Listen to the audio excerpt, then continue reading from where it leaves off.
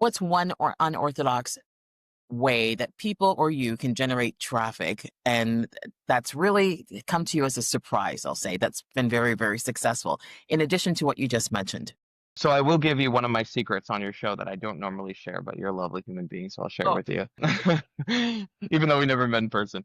So I am a singer-songwriter under the name Jordan Power. I started about a year ago. I've generated about 5 million streams since then and some radio play.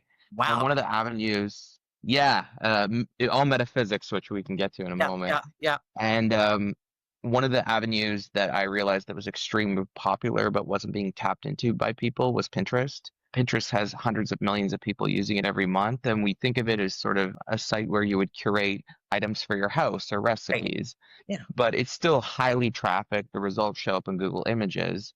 And so one of the things I had done is generate both video clips and clips of my lyrics on Pinterest to generate inbound traffic from Pinterest to my Spotify or Apple Music or other platforms, and was able to generate about 25,000 clicks a month using that avenue.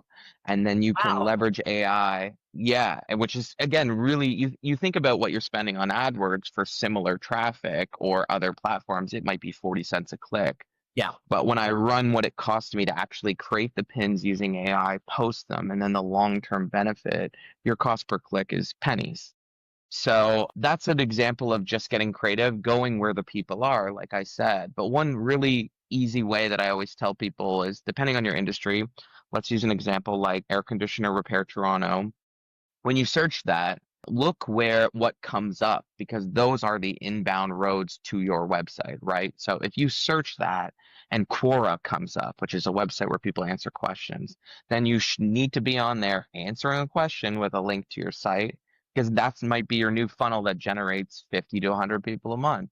Right. Then the next thing that comes up is maybe Yelp, or maybe it's a Reddit thread on page two that many people aren't noticing.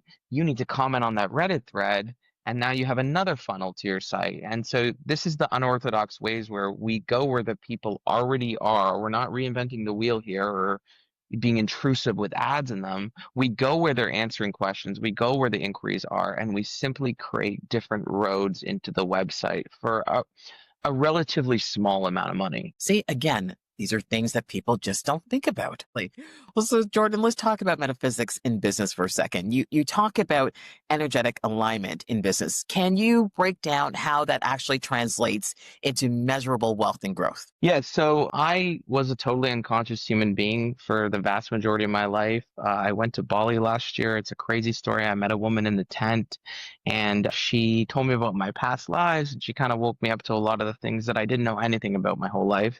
And last year, I started making music under my stage name, Jordan Power. And I have no musical background at all.